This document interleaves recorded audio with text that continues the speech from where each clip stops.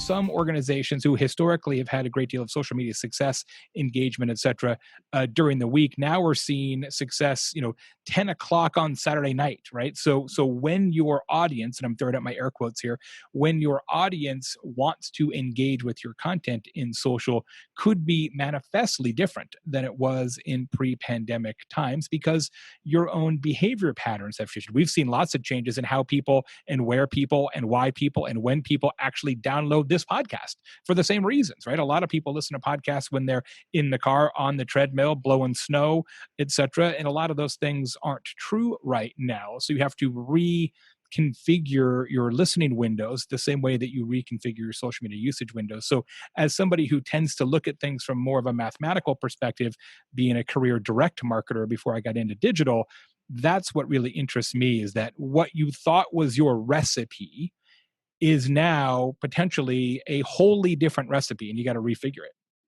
That is fascinating. And I think it can be confirmed literally by a conversation I had this morning with one of the larger studios, in this case, the TV side of the studio, that had a program that appears on network television on Tuesdays, but they're seeing the most social chatter about the show, certainly on Tuesday, but secondly, on Saturday.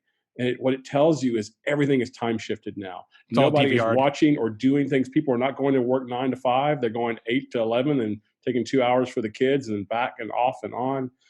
So insightful for the paid side, the broadcasting side, the social side. Zonti, one of the things I wanted to ask you is, we have had clients at Convince and Convert, and Adam, I suspect you've had some of these conversations, at least with folks that work with Salesforce, about just kind of pulling the plug or hitting pause or stopping social in general right now. I mean, does that seem like the appropriate approach?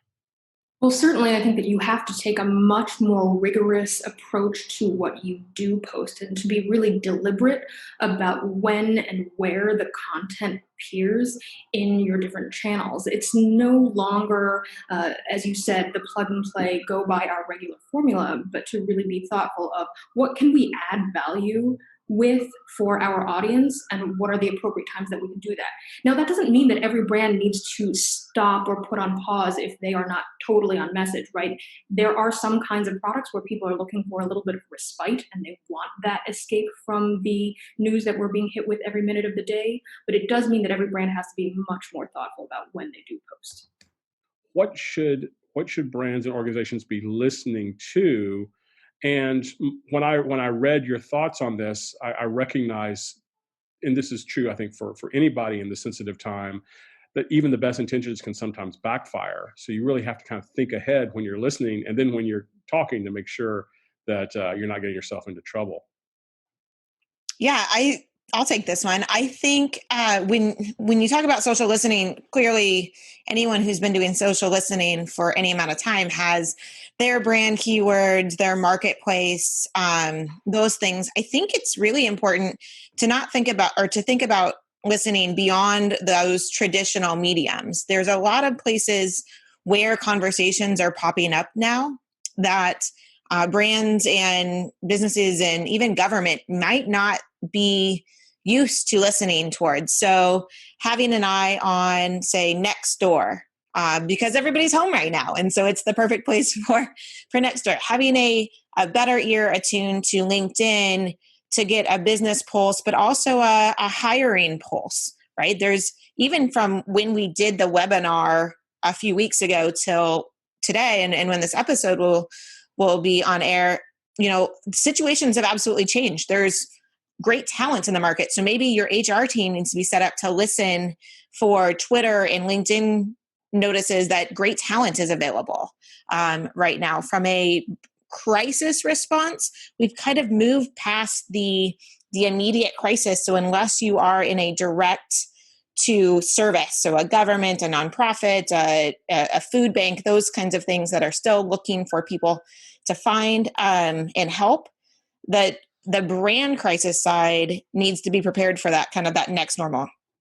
What's going to happen with the reopenings? Listening for chatter around, if you're thinking about reopening, and pivoting your keywords to being, open, masks, PPE, the things that the conversation has now shifted to, as the country itself is starting to talk about what it means to reopen, whether it's an outdoor facility, a retail shop, a dentist office, and how. So the crisis side is kind of past a little bit, but now moving towards how we're going to listen and what we need to listen for to make sure our customers are taken care of, to make sure our communities are taken care of, make sure our employees are taken care of, I think is where we have to be listening now.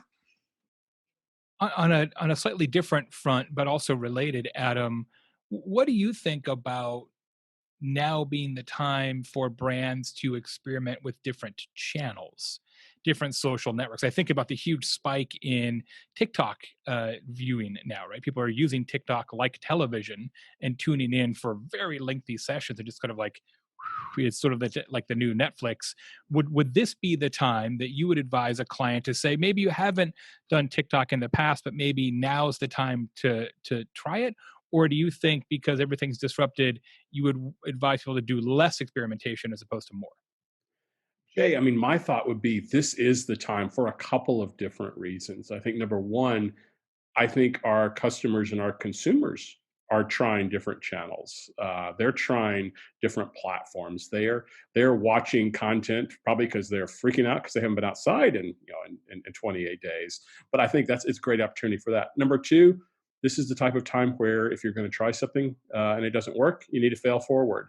And this, I think we've got a little bit of protection here to be able to do that. And I think the third message, and this might be kind of a good segue into another question, is we know ad prices, paid media prices are lower in most instances right now than 60, 90 days ago for the same ad units.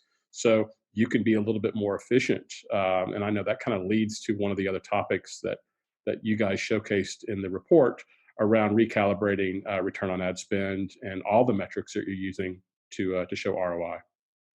Absolutely, Adam. I think that it's really interesting to see that cost per thousand has dropped. However, one thing that we saw was that the click-through rates on the ads has also experienced a drop.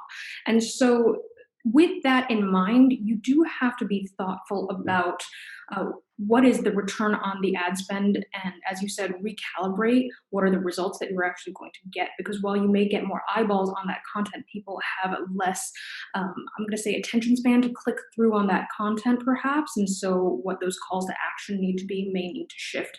And that's data from social bakers that we're proving there.